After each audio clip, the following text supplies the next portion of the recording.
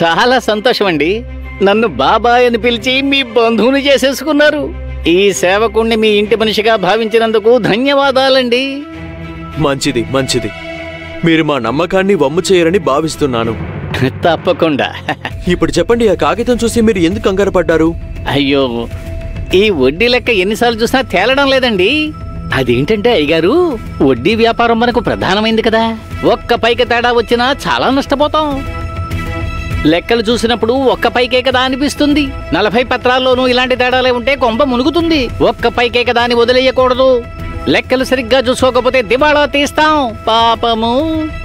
చూడండి,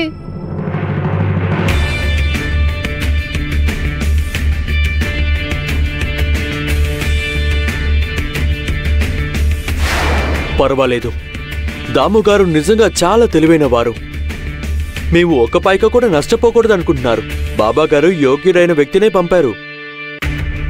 సఖుని ఎలా ఇబ్బంది పెట్టాలి, తనని ఎలా భయపెట్టాలి, ఉపాయం ఆలోచించాలి.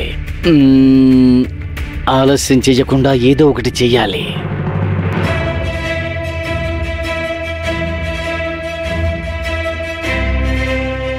ఏమండి దిగు గారు, ఆ పత్రాన్ని మీరు చూసారా?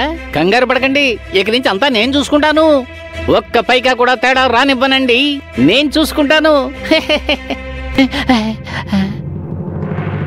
అయ్యయ్యో, పని హడావుడిలో సిరా మొత్తం బట్టల మీద వంపేసుకున్నాను. బాబాయ్ జాగ్రత్తగా ఉండొచ్చు కదా. అవును, ఇంట్లో బావి ఉంది కదా? ఉంది, పెరట్లో ఉంది. ఇటువైపు వెళ్ళండి, శుభ్రం చేసుకోండి. సరేనండి, ఇప్పుడే వచ్చేస్తా.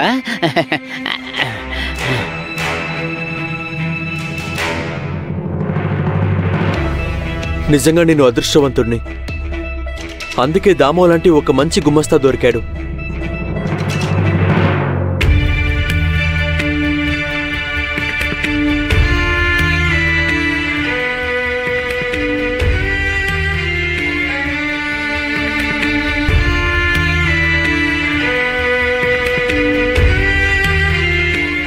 అబ్బా, చేయి నొప్పి పుడుతుంది.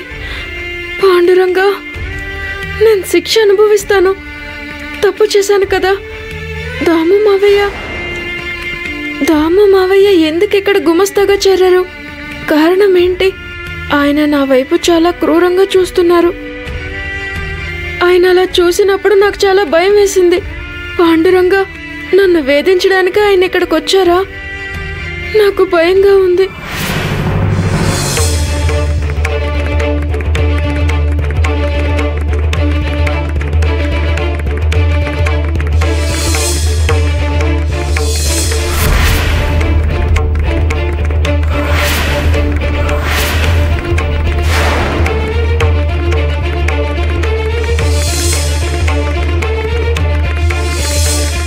చాలా అతిగా చేస్తున్నావే నువ్వు. నిన్ను గుడికి చేరుకోనివ్వను. నీ సంకల్పం నెరవేరదు.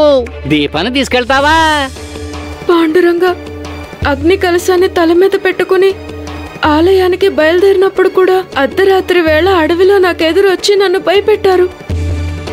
ఇప్పటికే అత్తయ్య గారు యమున వదిన నన్ను ఏడిపిస్తున్నారు. వీళ్ళకి తోడుగా కొత్తగా దాము మావయ్య వచ్చారు.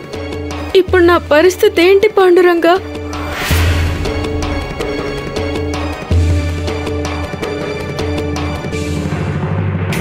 ఏమిటే సఖు, నీ దృష్టి ఎక్కడుంది? తిరగలిలో జొన్నలు విసరవే అంటే పగటి కళ్ళలు కంటున్నావా నువ్వు? చిన్నత్తయ్య గారు, నేను విసురుతూనే ఉన్నాను. కానీ ఒంటి చేత్తో విసురమన్నారు కదా, చేయి చాలా నొప్పిగా ఉంది. అలాగా? నిజమే, నువ్వు సుకుమారివి కదా. నీ వయసులో ఉన్నప్పుడు నేను పూటకి 50 మందికి వంట చేసి వడ్డించేదాన్ని. 50 రొట్టెలు చేసేదాన్ని. నీ దొంగ నాటకాలు నా దగ్గర సాగవు. ఈ పిట్ట కథలు ఇంకెవరికైనా వెళ్ళి చెప్పు. చకచకా పని కానివ్వు, త్వరగా విసురు.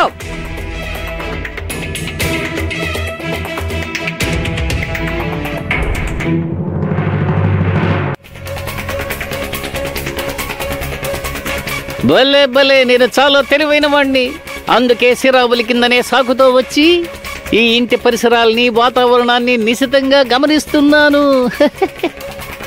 ఇందాక దిగువ ఉన్నాడు కాబట్టి సఖుని భయపెట్టలేకపోయాను. ఇప్పుడు ఒంటరిగా దొరికితే వదిలిపెట్టను.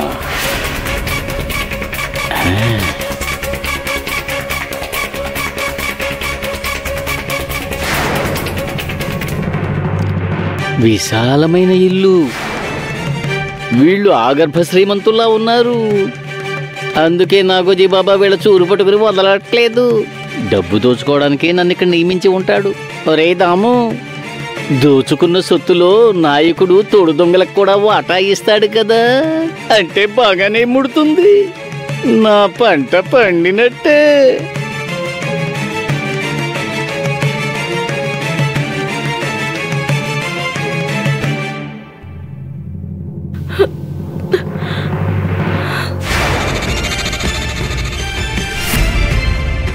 అమ్మగారు,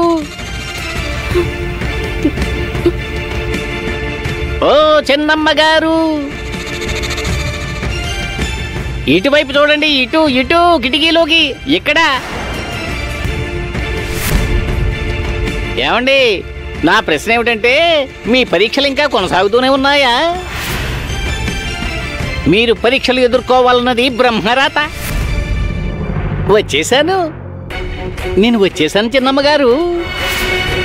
నేను మీ మయని గ్రామస్తుణ్ణి, అయ్యగారి మనిషిని. మీ మీద ఓ కన్నేసి ఉంచడానికే వచ్చాను. పాత లెక్కలన్నీ తేల్చేస్తా. మైదానం మారింది అంతే, మన ఆట ముగిసిపోయిందనుకోకు, మళ్ళీ మొదలయ్యింది.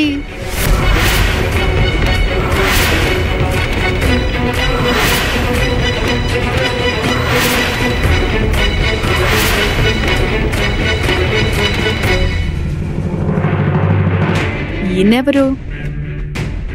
ఈయన్ని ఇంతకు ముందు నేను ఒకసారి చూశాను. ఇతనెవరు? ఇక్కడేం చేస్తున్నాడు?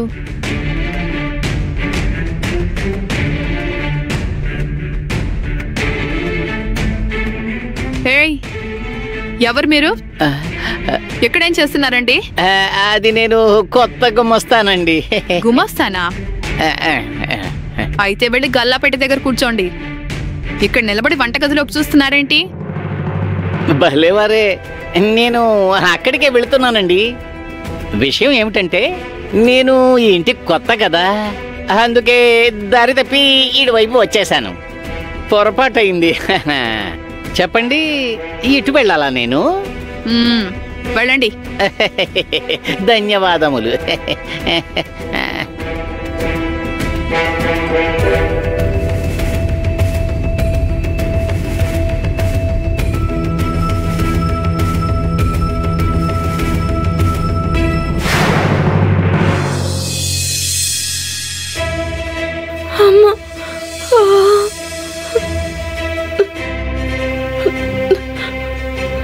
నేను వచ్చేసాను చిన్నమ్మగారు.